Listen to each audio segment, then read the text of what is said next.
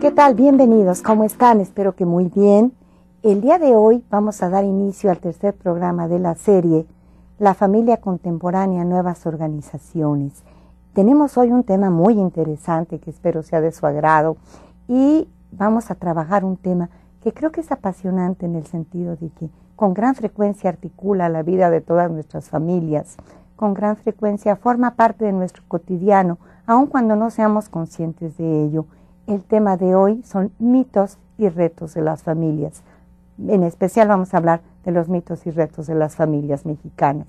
Un mito es una explicación que se ofrece, por ahí viene de todas las historias clásicas, todas las culturas primitivas, pues explicaban la naturaleza, explicaban el origen de la vida, del hombre, la creación de la cultura a través de mitos. Hoy en día los mitos siguen vigentes, probablemente ya no con la extensión que tenían, pero siguen siendo algo importante de las culturas, toda vez que nos permiten ofrecer una explicación para aquello que es complejo, que es difícil de tener una explicación objetiva, y devienen, por supuesto, de la costumbre, la tradición y, en algunos casos, de la leyenda. Para tratar el día de hoy el tema mitos y retos de la familia mexicana, contamos con 3 invitadas de lujo. A mí me gustaría presentarle a mis compañeras en el programa del día de hoy, terapeutas familiares, todas ellas excelentes terapeutas familiares de la Clínica de Terapia Familiar de FES Iztacala. Y bueno, en primer lugar tengo el gusto de presentar a la maestra Susana González Montoya. Ella es licenciada en Psicología por FES Iztacala en la UNAM, es maestra en Psicología, terapeuta familiar y profesora de la residencia en terapia familiar. Susi, muy buenos días, ¿cómo estás? Muy bien, muchas gracias por la invitación. Encantada de tenerte con nosotros. Bueno, también tengo el gusto de presentarles a la maestra Carla Lorena Guerrero Enríquez. Ella es también licenciada en Psicología por FES Iztacala UNAM, es maestra en Psicología por la UNAM, terapeuta familiar y además profesora de nuestro sistema de universidad abierta y educación a distancia. Muy buenos días, Carla. Buenos días. Qué gusto de tenerte. Muchas gracias. También vamos a presentar a la maestra Arcelia Guerrero Ávila. Ella es licenciada en Psicología por la UNAM, maestra en Psicología por la UNAM y terapeuta familiar también dentro de la línea de terapia familiar de FES Iztacala, tutora del sistema de educación a distancia. Argelia, muy buenos días. Buenos días, gracias por la invitación. Bueno, pues qué gusto tenerlas con nosotros y vamos a dar inicio al tema. Ya hablamos un poquito de qué son los mitos, ahora me gustaría que ustedes trabajaran un poco el tema, que nos apoyaran en explicarnos en qué consiste. Pero antes de eso, déjenme invitar a nuestra audiencia a participar en el programa. En Canal 22 y sobre todo en Mirador Universitario, nos gusta una televisión participativa, nos gusta que nuestra audiencia opine, que dialogue con nosotras, que podamos tener un intercambio de opiniones y puntos de vista. Para ello les pedimos por favor que se comuniquen con nosotros a los teléfonos 5622-8728, 5622-8720, 5622-8718. Si pueden, también pueden mandarnos un correo electrónico a la dirección mirador@.coaed.unam.mx. Y si ustedes no tienen acceso a la televisión porque están en la oficina o porque están en algún otro sitio, pues les invitamos que nos vean por el canal abierto de internet, que es http://mirador.coaed.unam.mx. Por favor, comuníquense con nosotros. También tenemos presentes para ustedes el día de hoy. Tenemos 3 libros de regalo que con mucho gusto vamos a compartir con ustedes sobre la problemática de la familia. Lo están viendo ahora en pantalla. Entonces, con muchísimo gusto, si ustedes nos llaman y nos dicen cuál sería el interés en especial de contar con este ejemplar, que es de verdad un ejemplar muy valioso, pues lo van a tener. Bueno, pues muchísimas gracias. Entonces vamos a empezar hablando de los mitos y la función que estos cubren en las familias. ¿Y qué es un mito y qué función cubre en la familia? Susi, ¿te gustaría empezar? Bueno, un mito es, como bien lo dijiste al principio, una historia que se ha formado a través del tiempo y que en las familias guía la acción, guía cómo se comporta. Muchos de estos mitos hacen o privilegian a las familias y les permiten desarrollar las mejores cualidades de ellas. Muchos mitos pueden obstaculizar y hacer que las cosas no funcionen bien en las familias. Okay. En México somos una sociedad muy dada a hacer mitos.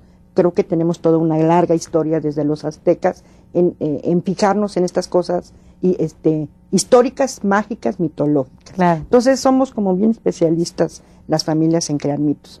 Yo creo que una de las cualidades de la familia mexicana es crear mitos que permiten la cercanía entre sus miembros. Creo que algo que siempre nos han dicho es que las familias de México somos muy unidas, muy amorosas, y este es un gran mito que en parte es cierto y en parte no. Esos son como que podríamos escarbar y analizar mucho acerca de todos los mitos que rodean a los diferentes tipos de familia que existen en México, porque también no existe una sola familia en México, hay un sinnúmero de formas y organizaciones familiares. Claro, entonces de alguna manera los mitos tienen todo un poder adaptativo en algún momento y por eso persisten. Serían como saberes valiosos que la cultura transmite. Exacto. En algunos casos, y en otros pueden convertirse en obstáculos para el desarrollo de las familias. Exactamente. Por ejemplo, yo ahorita estoy pensando, una idea, un mito muy de la familia en México es este respeto hacia los mayores. Se maneja mucho el que los viejos tendrían experiencia, sabiduría y tendríamos que respetarlos simplemente por ser grandes, adultos o viejos. Ese mito lo traemos arrastrando desde los aztecas, es una parte muy importante. Sin embargo, ahora se ha ido difuminando y perdiendo ese que era un gran mito y un gran valor que permitía, por ejemplo, que en este país no existieran muchos asilos. ¿Por qué no eran necesarios los asilos? Porque los viejos siempre estaban dentro de las familias y ahí morían. Ahora cada vez más se ve la necesidad, por ejemplo, de que existan asilos o que el gobierno se haga cargo de crear albergues para viejos, porque ya las familias, o muchas familias, no se hacen cargo de eso, porque han perdido este valor y este mito, ¿no? De alguna manera algo que fue muy funcional deja de serlo y tal vez se genere por ahí un vacío que tiene que ver con el respeto a la generación anterior. Bueno, y en su espacio terapéutico, ¿cuáles son los mitos más frecuentes que ustedes escuchan en relación con la familia? Argelia, ¿qué nos comentas tú? Mira, yo, dependiendo de la etapa del ciclo vital, por ejemplo, de la conformación de la pareja, en la conformación de la pareja, el valor que le dan a la luna de miel. La luna de miel como algo muy importante para la pareja que la consolida. En la llegada de los hijos al hogar, podemos encontrar mitos, ahorita con estos cambios de las familias, donde se piensa que los hijos que son educados por los abuelos llegan a tener problemas emocionales de adultos. Y esto es un mito, porque aquí depende más bien de otras características, como la comunicación, el afecto que se expresan entre los miembros. Esos son algunos de los mitos que yo he encontrado. Que tú has encontrado. En tu caso, Carla, ¿qué mitos podrías comentarnos que se escuchan en terapia? A mí me parece que un mito muy importante que hay que contrastar ahorita con este mito de la unión familiar es el mito que se está creando, que es un mito que se está construyendo en la actualidad, que es el hecho de decir que las familias se están desintegrando. Creo que es un mito que hay que tocar ahorita porque lo estamos construyendo, es un mito muy nuevo, ¿no? El hecho de decir que las familias se están desintegrando, a mí me parece que tiene que ver con esta idea de que pensábamos anteriormente que esa familia nuclear era inamovible, que era un núcleo fijo y que no se iba a transformar. Y yo cambiaría la idea, y creo que es muy importante que como sociedad lo consideremos, que la familia no se está desintegrando, que la familia se está transformando y que hoy ofrece un sinnúmero de posibilidades para crear núcleos, ¿no? Entonces creo que ese es un mito que escuchamos hoy en terapia, ¿no? Es que la familia se está desintegrando. Y eso crea muchos temores, ¿no? Alrededor de las decisiones que las parejas vamos tomando, que las decisiones que las madres solteras puedan ir tomando, porque está esto detrás, ¿no? Este miedo a las familias nos estamos desintegrando, y la realidad es que no, las familias se están transformando, y creo que eso es algo muy importante a resaltar en este momento, ¿no? Aprovechar este espacio para resaltar este aspecto. Y que no solamente se están desintegrando, sino que la familia nuclear es la única familia válida. Y entonces quedan fuera las otras familias, como las familias extensas, o parejas que deciden unirse y no tener hijos, o parejas que deciden vivir él en su casa, ella en su casa. Entonces son modelos de pareja que quedarían fuera si nosotros seguimos con este mito de que lo único válido es esta familia nuclear de papá e hijos. Digamos que esta concepción mítica de la familia nuclear, que además tendríamos como que regresar a la historia y recordar que es reciente. Deberá de tener unos 200 años, ustedes son expertas en familia. Y que además en México culturalmente no era la forma más común de hacer familia. La forma más común era la familia extensa. Por eso aún ahora tenemos tantos lazos con nuestras familias de origen, porque los mexicanos somos comunitarios. Entonces la familia extensa era el centro. A partir quizá de hace 100 años por ahí, se empezó a pensar que la familia nuclear era el modelo a seguir, era la ideal, era la normal, la funcional, no sé exactamente qué se entendería por eso, pero bueno, era quizá copiando un poquito a modelos sajones en donde parecen ser más funcionales. Pero en México somos o tendemos más a ser familias de tipo extenso, ¿no? Por cultura.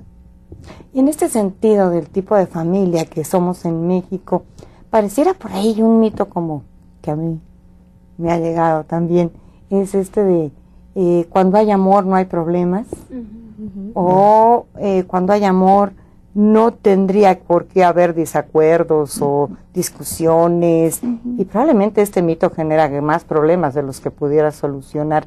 ¿Qué opinarían al respecto? ¿Qué han escuchado ustedes en sus respectivos ámbitos de terapia? Ese es uno de los grandes mitos que vive este país. La idea de que el amor, si hay amor, y como somos muy amorosos los mexicanos, muy cercanos, muy cariñosos, no puede haber discusiones y no puede haber diferencias. Entonces, si yo me peleo con alguien es porque no lo quiero. Por lo tanto, no me peleo, pero sí guardo el resentimiento, sí guardo el desacuerdo, y tarde que temprano explotará. Pero explota 10,000 veces peor que si lo hubiera abierto en un buen momento.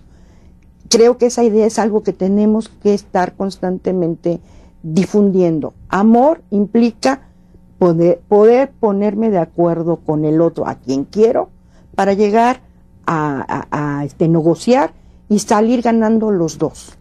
Creo que esa es la lógica. No tenerle miedo a la diferencia, a la discusión, a la pelea, a tener distintos puntos de vista.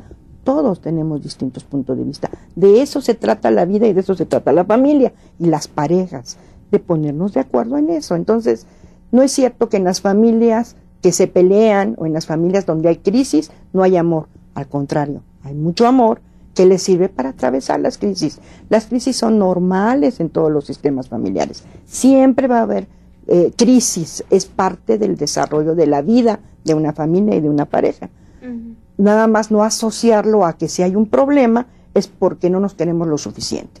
Y si tenemos suficiente amor, entonces el problema desaparecerá como mágicamente. Y no es cierto, y de verdad en la consulta lo oyes muy constantemente. La idea de, pero ¿por qué si nos queremos mucho? ¿Por qué no pasan las cosas? ¿Por qué no está bien? Exactamente. Sí, y yo retomaría, por ejemplo, algo que a mí me llama mucho la atención es cómo maneja la publicidad a la familia, ¿no? Que la siga manejando en este concepto de la familia del cereal, ¿no? Ahorita yo creo que sí digo la familia del cereal. Todo el mundo, sí, sin marca, pero yo creo que todo el mundo ubicamos una clásica familia que nos vende la publicidad de donde está un papá feliz, ¿no? Que está en la mesa, una mamá que está felizmente atendiendo a los hijos.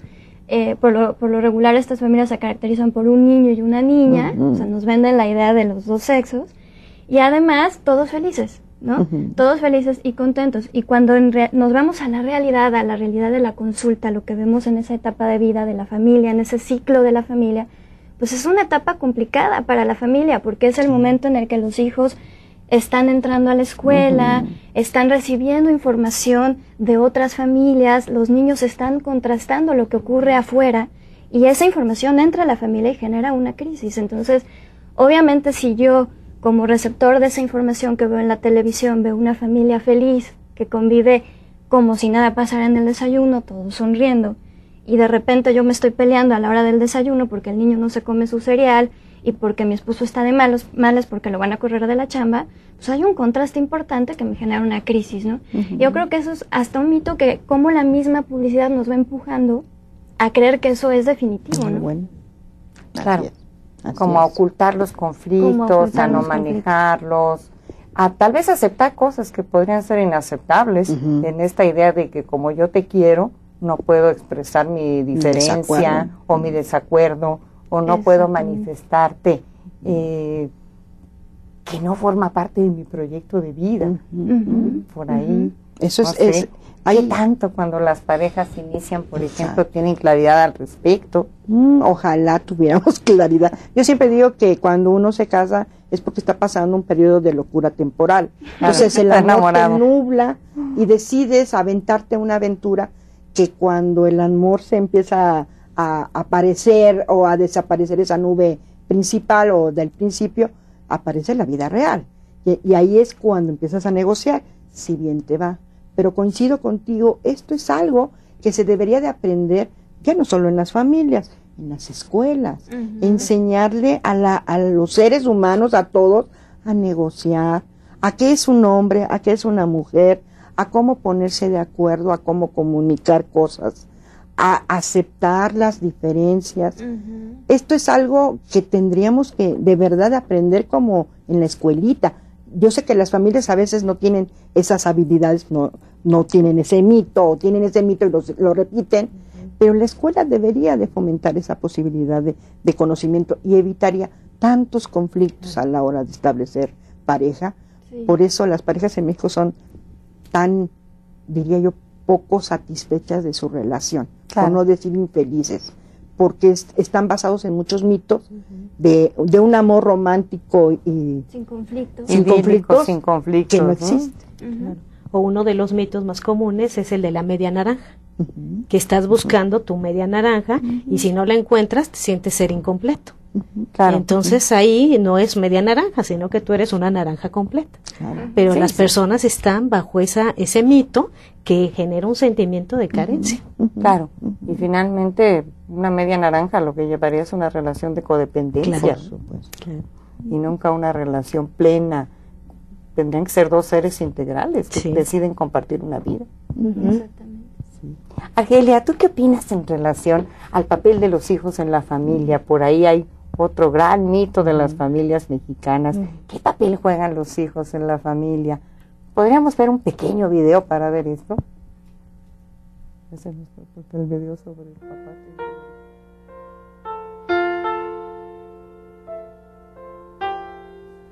¿Y a quién extrañas más? ¿A Lucas o a Tata? A los dos. Y también a mamá. Hagamos un trato. Te prometo que hoy mismo llamo a tus hermanitos para que vengan. Tienes que confiar en mí. No te voy a dejar solo. Voy a regresar y tus hermanos también. ¿Y mamá?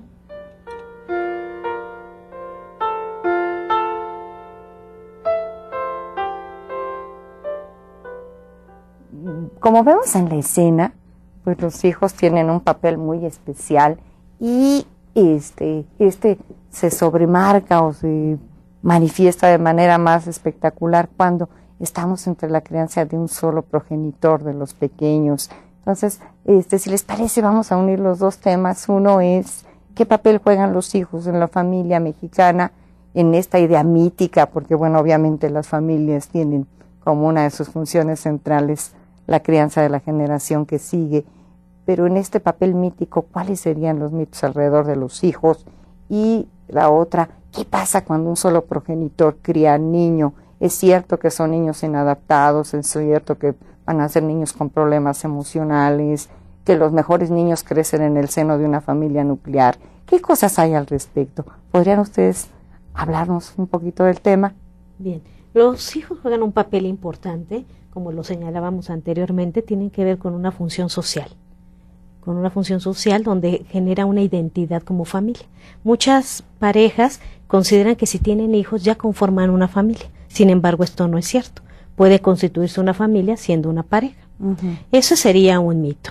Otro de los mitos también, como tú lo mencionaste, constituye el hecho de creer que un solo padre que educa a un hijo, los hijos son disfuncionales, pero aquí va a depender de muchos factores. Por ejemplo, una relación así, el riesgo que corren, puede ser una sobreinvolucración. Depende también de la edad del hijo. Si hablamos de hijos en edad escolar, es distinto a hablar si son hijos adolescentes. A veces los hijos adolescentes pueden jugar un rol como padres, que le llamamos rol parental. Y entonces los hijos adultos o adolescentes se hacen cargo de los demás hermanos. Ese es uno de los riesgos que genera una sobreprotección. Sin embargo, es un mito porque también tiene grandes ventajas. Los hijos constituyen un soporte cuando falta uno de los miembros de la pareja. Algo que a mí me parece muy importante en la familia mexicana, no sé si coincidan conmigo, es que es una familia centrada en los hijos. O sea, el objetivo en la vida de la mayoría es casarse, no para tener una pareja, sino para poder tener hijos. Ese es el objetivo central en la vida. Entonces, te casas y lo primero que te va a pedir el mundo es cuando te embarazas. Y cuando te embarazas, entonces cambias de estatus y de rol, y los dos, tanto el hombre como la mujer, se convierten en padres, que parece la jerarquía más importante en este país, ser papá. Pero después esa jerarquía se revierte hacia centrarte, a dedicarte totalmente a los hijos. Entonces, en México, los hijos tienen un rol importantísimo, que es bueno y malo. Es bueno porque le dedicas mucha atención, quizá en otros países, en otro tipo de organización cultural, no hay tanta atención como se le da aquí a México a los niños, pero también se les sobreprotege demasiado. Las familias mexicanas tendemos a ser muy sobreprotectoras. La sobreprotección tiene que ver con esta idea de mientras sea débil e indefenso me va a necesitar y entonces yo voy a tener un rol en la vida.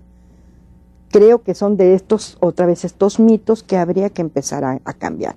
Sí, las familias en México son centradas en los hijos, pero esto a veces ocasiona que los muchachos se sientan receptores o necesiten que el mundo les rinda pleitesía, digamos. Se sienten con derecho a que todos se los den, no necesitan luchar demasiado por conseguir las cosas. A lo mejor me oigo como mi abuelita, pero creo que cada vez veo más este tipo de generación de chicos que esperan todo sin dar nada, pero que además son sumamente incompetentes para cuidarse ellos solos. Para convertirse en adultos. Exacto, o sea, están como paralizados dentro del sistema familiar. Y eso tiene que ver con la sobreprotección. Y luego también, ¿qué sucede con esa pareja? Con esa pareja que ahorita en terapia se hace mucho la diferenciación entre parentalidad y lo que es ejercer mi rol como cónyuge, ¿no? Y lo que sucede en las familias mexicanas es que en cuanto nacen los hijos, nos vamos hacia la parentalidad y dejamos de lado todo lo que es la pareja, ¿no? Pero los hijos se van, ¿no? Claro. ¿Y qué pasa? O cuando llega la hora de que esos hijos se vayan, ¿permitimos que los hijos se vayan? O saboteamos, los retenemos, porque entonces yo me dediqué tanto a la parentalidad que donde quedó mi vínculo de pareja, ¿no? Claro. Y todo esto es como en México se centra mi función como madre y como padre, ¿no? Cómo eso me da significado como ser humano. Por eso es tan importante estas familias que mencionabas de monoparentales, en donde solamente uno de los padres está al cargo de los hijos, porque también se sale de lo ideal o normal que decían que eran las familias nucleares. Y sin embargo se ha descubierto, en México hay un gran porcentaje de madres jefas de familia y cada vez suben más los hombres. 25% aproximadamente. Y se han observado en los estudios que se han logrado hacer que este tipo de familias tienden a ser mucho más democráticas en el aspecto de poder negociar con los chicos cosas.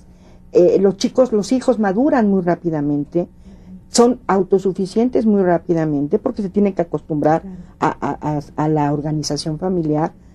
Creo que adquieren muchas habilidades que en las familias con padres no siempre se dan. Entonces, a veces otra vez esta visión de lo bueno es la familia nuclear y todo lo que no caiga ahí va a tener problemas. Yo creo que hay que revalorar a las familias monoparentales. Porque además... Y a las familias extensas. Perdón, Carmen. No, perdón. Hay muchas investigaciones donde se ha tratado de ver, ¿no? ¿Qué sucede con estos hijos que son educados por una sola madre, ¿no? Por la mamá. Y la verdad es que las investigaciones lo que revelan es que no hay diferencias al momento ya de que los hijos crecen. Sobre todo se están haciendo muchos estudios con lo que tiene que ver con ser criminal o no, ser un delincuente o no, ¿no? Porque va muy enfocado a eso, ¿no? Es que los hijos que son criados por la mamá van a ser unos delincuentes. Y la verdad es que no hay diferencias significativas entre los hijos que son educados por una familia nuclear y los que son educados por un solo padre o madre, ¿no? Eso va a tener mucho que ver con los límites, con el amor, con los mismos mitos que se van creando dentro de la familia, ¿no? Y que tal vez por ahí estaríamos tocando nuevos mitos, no sé si estemos sintonizadas, pero por ejemplo este mito de yo no soy tu papá, no soy tu mamá, soy tu amiga, o estos mitos de la democratización de la familia. Las familias, bueno, por esencia hay jerarquías. Tiene que haberlas. ¿Y qué pasa con este mito de yo no soy tu papá, soy tu amigo, yo no soy tu mamá, soy tu amiga? ¿Realmente no estará dañando la estructura familiar? Hablábamos del respeto, por ejemplo, hace unos minutos, en donde, bueno, a mí me ha tocado ver cómo los jóvenes y hasta los de 3 años le gritan a la mamá, le pegan, la patean. ¿Qué está pasando ahí? Ustedes, en el trabajo terapéutico con familias, ¿qué opinión tendrían al respecto de estos nuevos mitos que ha generado la cultura, diríamos, posmoderna? Bueno, aquí también va muy mezclado con esta idea de las madres que ahora salen al mercado laboral que la culpa, entonces es esta idea de soy tu amiga o no te digo o no te pongo límites para que no se fracture nuestra relación. Pero como ya lo mencionaba, sí genera algunos problemas, sobre todo estas cuestiones de relación, ser tan confidentes a veces rebasa hasta lo propio, ¿no? Lo que se tendría, el respeto con los propios padres, la dificultad para establecer los límites. Es muy curioso, perdón. Nos acompañan a una pausa, nos esperan un minuto, el tema está muy interesante, pero vamos a una pausa. Por favor, estamos esperando sus llamadas, nos interesa mucho su opinión. Si ustedes tienen una pregunta, alguna duda, un caso que quieran plantearle a las expertas, pues aquí con mucho gusto lo vamos a presentar y lo vamos a trabajar. Volvemos en 2 minutos. Muchas gracias.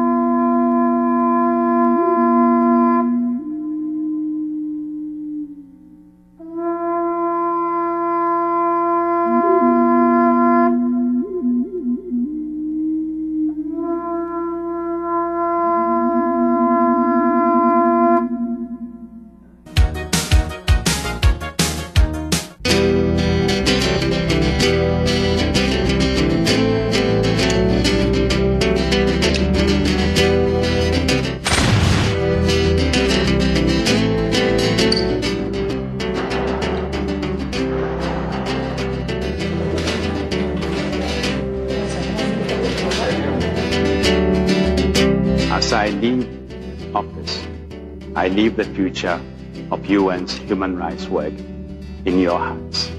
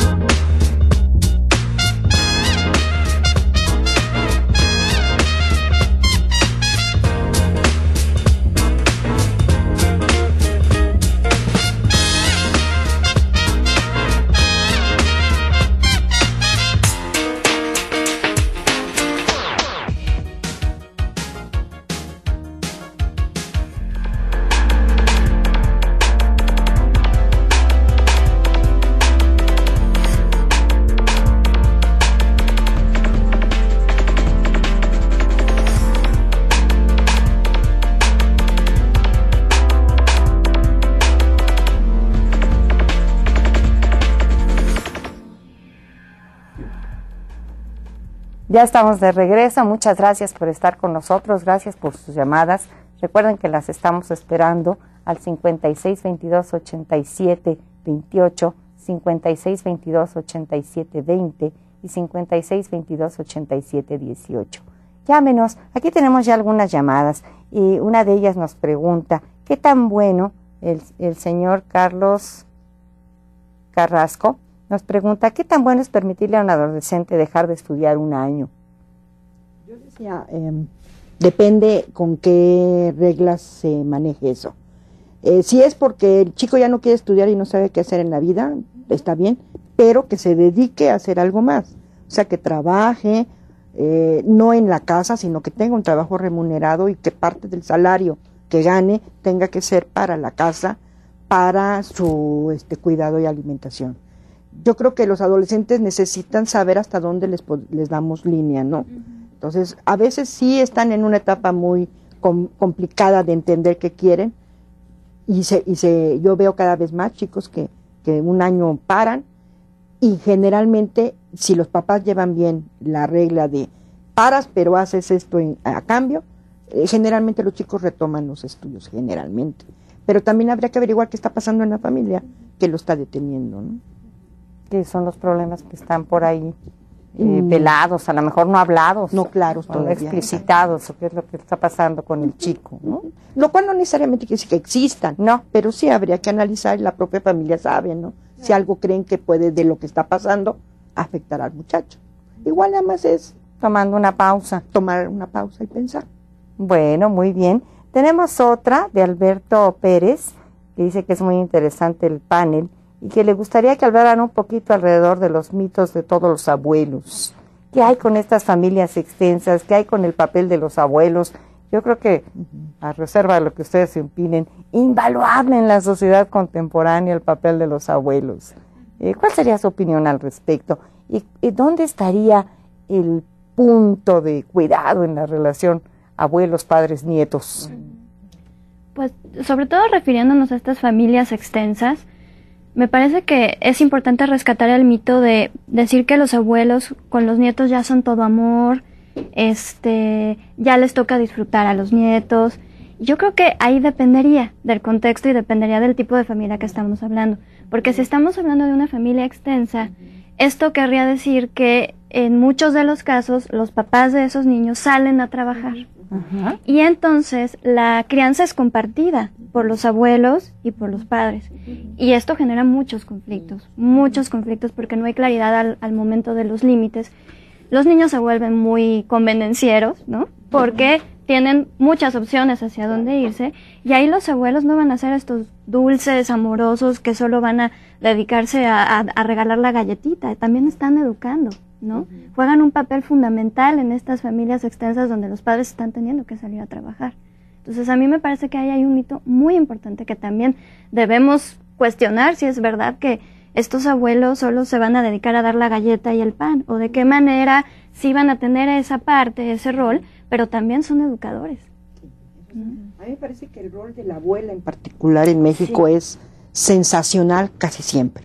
Es sensacional porque siempre es el apoyo hacia la hija o el hijo que tienen que salir a trabajar, y el cuidado de los muchachos está a cargo de la abuela, quien mejor.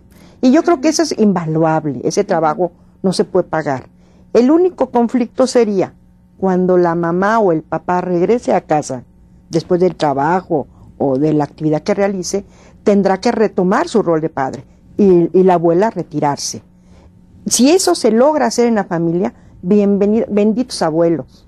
Si no se logra hacer, va a haber conflictos. Si la madre o el padre delegan en su propio padre la educación de sus hijos, va a haber conflictos, va a haber un conflicto intergeneracional. Entonces, es maravilloso un abuelo, una abuela que apoya, tanto en las familias extensas como monoparentales, en donde son básicos, pilares, pero también saberse mover a un lado para permitir que los padres retomen su lugar como educadores directos de los hijos, ¿no? Claro, porque luego los padres se convierten en hijos. Exacto. Claro. Los abuelos con los hijos, que sería el padre y el nieto. Y también otra cosa importante es el reconocimiento. Los hijos son hermanos de sus papás. Y los hijos son hermanos de los papás. O de sus propios hijos. O de sus propios hijos, efectivamente. Y algo que es importante es el reconocimiento, porque se da esta labor de la abuela o del abuelo, pero luego no hay ese reconocimiento familiar hacia la tarea que están haciendo. Entonces aquí lo esencial sería como los acuerdos, ¿sí? Es decir, que las reglas fueran comunes y que aun cuando el abuelo o la abuela eduquen, no pierdan la perspectiva de quién es el papá y la mamá del niño, y que finalmente en él recaiga la figura de autoridad máxima en la familia. Eso sería como lo importante, además de reconocer, bueno, el valiosísimo apoyo de los abuelos en la crianza de los pequeños. Y que sí, por ahí hay un mito que dice que para educar los padres, para consentir los abuelos. Entonces, bueno, pues no necesariamente. Se generan graves problemas por ese mito. Claro. Claro que sí. Bueno, nos han llegado varias preguntas y una de ellas los felicita, que excelente panel, y que también les gustaría saber dónde se pueden poner en contacto con ustedes. Pues una opción puede ser la Clínica de Terapia Familiar en Iztacala, en donde ustedes las pueden localizar, ellas trabajan ahí, y bueno, el teléfono de la Clínica de Terapia Familiar es el 56 23 10 39. Ahí con gusto podemos atenderlos. Si ustedes tienen interés de tomar algún proceso terapéutico, alguna duda, es casi gratuito el servicio, y pues con muchísimo gusto están las terapeutas expertas que hoy nos acompañan trabajando ahí. Hay un tema por ahí que, bueno, vamos a tocar un poquito más adelante, y que tiene que ver con la homosexualidad. Parece ser que es un tema que está inquietando bastante a la audiencia, y ya van dos preguntas que nos llegan en términos de si la homosexualidad es genética, se aprende, y si se puede curar. ¿Qué hay? Parece ser que como que cada vez se abre más este planteamiento. Yo no creo que haya aumentado el número de homosexuales, más bien se ha abierto y se ha hecho mucho más visible una práctica. Y es muy bueno. ¿Qué pasa ahí con las familias? ¿Qué pasa cuando viene un hijo? Es una crisis familiar, igual que si se enteran que la mamá tiene cáncer. Bueno, es una crisis parecida. Un miembro tiene una característica particular y eso va a movilizar a todo el sistema. Sin embargo, yo creo que no es tan importante saber por qué aparece. O sea, el asunto es cómo convivir con esa diferencia que hablábamos al principio. Las familias mexicanas a veces nos cuesta mucho trabajo aceptar lo diferente. Claro. Y ese es un valor que no hemos sabido cómo enseñar. Yo creo que es algo que tendríamos que retomar en nuestra minuta de todos los días como papás o como mamás, enseñar a los hijos a aceptar la diferencia. Cuando se acepte la diferencia, la homosexualidad, el síndrome de Down, alguna incapacidad física, no va a haber conflicto. Exactamente. O sea, son diferentes. La vida es diferencia. Eso es lo que hace la vida. La vida, yo siempre pongo el ejemplo de lo que pasa en los programas de médicos de la tele. Cuando alguien se muere es cuando hay una raya, donde no hay movimiento. Cuando alguien está vivo, ese aparatito se mueve así. La vida es esto, subidas y bajadas, movimiento. Si no hay movimiento, si no aceptamos diferencias, que es parte de lo que está pasando, como bien dices, desde toda la vida ha habido casos de homosexualidad, pero antes era más castigado decirlo. Ahora se está dando la posibilidad de abrirlo. Bienvenido. Igual en los casos de violencia, otro grave problema en la familia mexicana. Se está abriendo. Antes se decía, la violencia es algo que se debe que arreglar adentro de la casa. Calladito, ¿no? Los trapos sucios se lavan en casa, calladitos, esto es entre nosotros, nadie tiene que intervenir. Y eso es precisamente lo que ocasiona el conflicto, guardarlo como secreto. Cuando uno lo abre, en ese momento oyes más voces y tienes más posibilidades de saber manejar y enfrentar esa situación. Yo creo que eso pasa con la homosexualidad, con la violencia y con muchos otros conflictos familiares actuales. Tal vez aquí el asunto sería más bien dejar detrás el mito de que son personas inadaptadas, que están mal, que son inadecuados. Claro. Simplemente tienen, no sé si podríamos llamarlo preferencia, porque no es una elección tan consciente, ¿no? No es una elección. Hay por ahí evidencias de que sí hay cambios en estructuras cerebrales, hay otros planteamientos teóricos. En realidad como que todavía no está muy definido el tema desde la ciencia de qué está sucediendo. Las razones obstaculizan también, porque a veces el buscar estas razones o las causas, las familias se culpan, pensando que porque había muchas hermanas en esta familia, entonces uno de los hijos tuvo orientación homosexual. Y ese es un mito que está estancando ahí, y que empiezan a culparse los padres, empiezan a culparse todos en esta familia. Entonces, más que centrarnos en las causas, pues centrarnos en esto que ya está. En la aceptación. En la aceptación, ¿no? Y en el manejo. Y el manejo adecuado. Bueno, que tiene que ver otra parte, otro gran mito por ahí que tiene que ver con las familias mexicanas, y es las lealtades. O sea, somos muy unidos, muy apoyadores, pero también la lealtad está por encima de todo, y el que se atreva a ser diferente, ¿qué sucede? ¿Podrían hablarnos un poquito de este mito? En México la familia mexicana es muy unida, pero al mismo tiempo que protege tanto, te exige lealtad. Entonces, yo te protejo y te cuido, pero cuando yo te necesite, cuando yo diga algo, tienes que hacer lo que yo diga, porque por eso te estoy protegiendo y cuidando, porque eres parte de mi familia. Y el problema no está tanto en las familias, digamos, nucleares o extensas. El problema es cuando los miembros crecen y crean su relación de pareja. Ahí empiezan los jaloneos entre lo que dice mi familia que debe de ser y lo que tú y yo podemos acordar como pareja. Y entonces muchas veces es guiarse por lo que yo he oído en terapia. ¿Cómo le haces caso a esta mujer si yo te parí? Si a mí me doliste, si yo te conocí antes. ¿Cómo ella puede tener más importancia que yo, que soy tu madre? Y cosas así que pasen de telenovela. Pero es cierto, o sea, a las mujeres les duele mucho, a los padres les duele mucho sentir que sus hijos no son leales a sus ideas. Pero una parte de lo que es ser buen padre es precisamente educar para que los hijos hagan su vida. Eso es ser buen padre. Yo me preocuparía de los hijos que se quedan en casa sin redes de apoyo o se quedan enojados o infelices.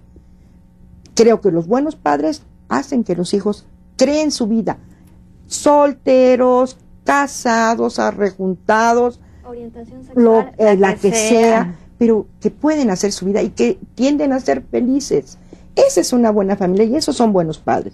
Esta idea de los papás amigos de sus hijos, yo no sé a quién se le ocurrió, creo que a un psicólogo, es terrible, perdónenos por favor, fue una cosa, un error que a cualquiera se le va, No es cierto, no podemos. Amigos tienen muchos en la vida, papás nada más, en el mejor de los casos tienen 2. Uno no concursa para ser el papá más popular o el papá por el que más van a votar. Uno como papá tiene que poner límites, reglas, y no va a salir premiado por nada. Pero para eso tuvo uno hijos, para poner límites y enseñarlos y educarlos. Entonces, dejemos atrás todas estas ideas que obstaculizan la autonomía de los miembros de las familias muchas veces. Y que tendría que ver con la claridad de proyecto de adulto que estamos buscando. ¿Qué tipo de adulto quiero? Quiero un adulto independiente, autosuficiente, respetuoso, responsable, tolerante, o quiero alguien que le tenga que hacer yo todo aunque tenga 80 años, digo si es que vivo, ¿verdad? Y que sea incapaz de moverse en el mundo, de socializar, de establecer otros vínculos afectivos. Y por ahí también hay una pregunta que podría relacionarse con este tema, que es de Alejandra González. Ella nos dice qué técnicas nos recomiendan a una mamá para no ser sobreprotectora de un niño de 4 años. Por ahí viene también la sobreprotección, como este miedo a que crezca. ¿Qué opinan ustedes? Ay, bueno, yo entendería muy claramente a la mamá. Yo sé que dan muchas ganas de que los hijos no sufran, de que sigan adelante, de que no les pasen lo que le pasó a uno. Yo le diría, una gran ayuda sería, si no hay un papá en casa, que busque una figura masculina, o masculina porque ella es la mamá, que le pueda hacer, digamos, el paro, que en donde ella pueda refugiarse y preguntarle cómo manejar al niño. Si hay un papá en casa, yo le diría que la educación de los hijos es de los dos, que no solamente la mamá tendría que educar, y que si la mamá no puede en ese momento, el papá tiene que entrar al quite, y entre los dos ponerse a ver qué reglas poner al niño. Que no se desespere. Los niños que no hacen caso son niños muy listos, pero precisamente porque son listos hay que ponerles todavía más límites. Entonces es cuestión de paciencia, de tolerancia y de pensar que un buen padre pone límites a la conducta de los niños. Yo comentaba en muchas ocasiones que en México se ha confundido tener autoridad con ser autoritario. Claro que nadie quiere ser un padre autoritario. No, nadie queremos ser eso. Pero eso no implica que no tengamos autoridad. Hay que poner límites, hay que tener autoridad con los hijos. Eso no implica imponer puntos de vista.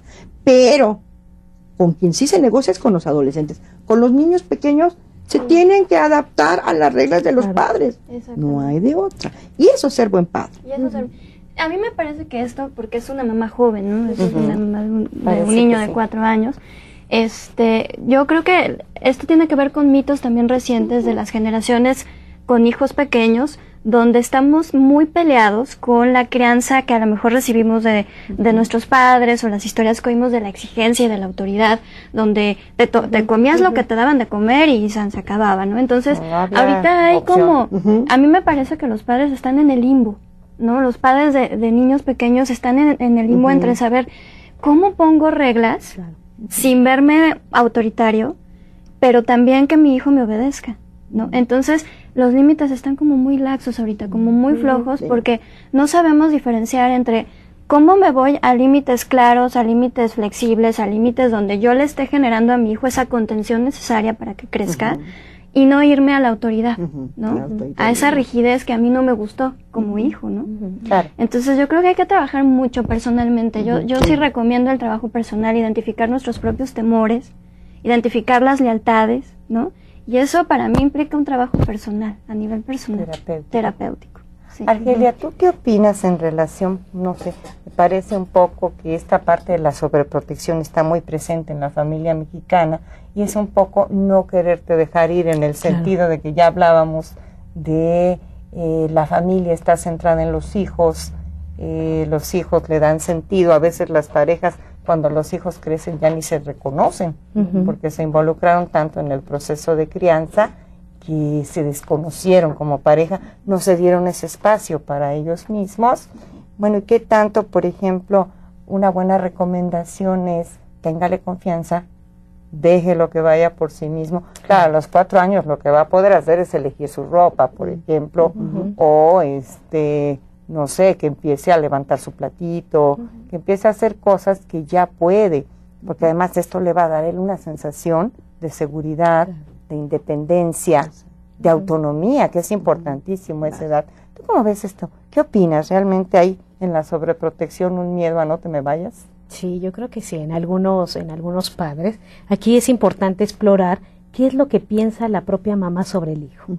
A veces los hijos llegan a casa, pero con mucha dificultades para el embarazo. También. Y entonces ese hijo es tan deseado que cuando ya está aquí, entonces se sobreprotege. O a veces hay unos temores ahorita con la cuestión de la inseguridad, donde no lo voy a dejar salir a la tienda porque puede pasar algo. Y que es cierto, ¿no? También no podemos, como también ve a la tienda y desenvuélvete con tanta libertad, porque también tenemos que cuidar esos aspectos de la seguridad. Pero sí creo que un aspecto importante es explorar qué significado tiene este hijo. Porque también podría venir otro mito, como el mito de la película de Como agua para chocolate. El hijo se queda a cuidar a la mamá. Y entonces tienen el hijo pensando que el último es el que va a cuidar a la mamá. Ya con ese significado aterrizado. Entonces habría que ver por ahí. Una pregunta más que nos está llegando es una pareja que tiene un hijo adolescente, nos la hace María Luisa Calvo, y que tiene 17 años, quiere estudiar ingeniería. Su papá, ingeniería industrial, su papá piensa que no puede por el promedio que tiene, que si existiría una prueba de orientación vocacional para saber si lo va a lograr. Pues yo creo que, o a reserva además que una prueba de orientación vocacional, porque esa le diría a usted si realmente tiene las habilidades y las aptitudes. Pues yo creo que es mucho la confianza que ustedes le inyecten, que le enseñen a perseguir metas, que le enseñen a ser disciplinado, a trabajar con constancia, con perseverancia y sobre todo tolerancia a la frustración. No todo se da en la primera vez, porque incluso aunque el chico no entrara, que ahí va a aprender mucho tolerancia a la frustración, aceptar derrotas y salir adelante de las derrotas, que también es otra característica de las familias mexicanas, lo que conocemos como resiliencia, ¿no? Que es esta capacidad de salir adelante de las crisis que nos presenta la vida y salir adelante fortalecidos. Entonces yo creo que los mexicanos tenemos una gran capacidad de resiliencia. Digo, no tengo que decirles todo lo que ha pasado en este país, y aquí estamos, y la familia sigue. Entonces creo que el chico saldría muy fortalecido si le ayudan a presentar esta prueba, y si le ayudan y está con el apoyo de los padres, la pase o no la pase, va a ser un gran aprendizaje. Y a eso le tenemos que atinar a los padres, ¿no? Bueno, pues ya casi se nos termina el programa. Nada más el señor Miguel Olivares, que nos dice que los abuelos no tienen responsabilidades, que no les corresponde, ya que ellos ya concluyeron su ciclo. Yo estaría de acuerdo, es completamente voluntario, no es ninguna responsabilidad ni es obligación. Ellos ya tuvieron sus propios hijos. Finalmente, para cerrar el programa, muy brevemente, y empezamos por Argelia, ¿a dónde va la familia mexicana de acuerdo a toda esta mitología? ¿Para dónde se está moviendo? ¿O cuál sería lo deseable? ¿Qué cosas han identificado ustedes? Pues van hacia una gran diversidad. Entender la diversidad, ser flexibles al cambio, ser flexibles a todos estos nuevos modelos que hay en parejas y en familias. Ok, muchas gracias. Pues Carla. coincido con Argelia. Me parece que la familia va a continuar en esta transformación de la que hablamos, y yo creo que es importante que no nos espantemos de esta transformación, que no lo veamos de manera negativa, que quitemos ese mito, que lo hagamos a un lado, el de decir que la familia se está desintegrando. No nos estamos desintegrando como familias, nada más hoy tenemos un abanico de posibilidades inmenso para elegir. Muchísimo más amplitud. Muchísimo más amplitud. Tal vez amplitud para decidir qué tipo de familia quiero. Exactamente. Tenemos libertad. Tenemos libertad. Susi. Yo creo que la familia en México, no sé para dónde vayan, ojalá tuviera bolita mágica para saber, pero sí creo que va a haber muchas más familias monoparentales, tanto de madres jefas de familia como de padres jefes de familia. También va a haber muchos más hijos únicos por elección, no como ahora que parece un accidente de la vida ser un hijo único.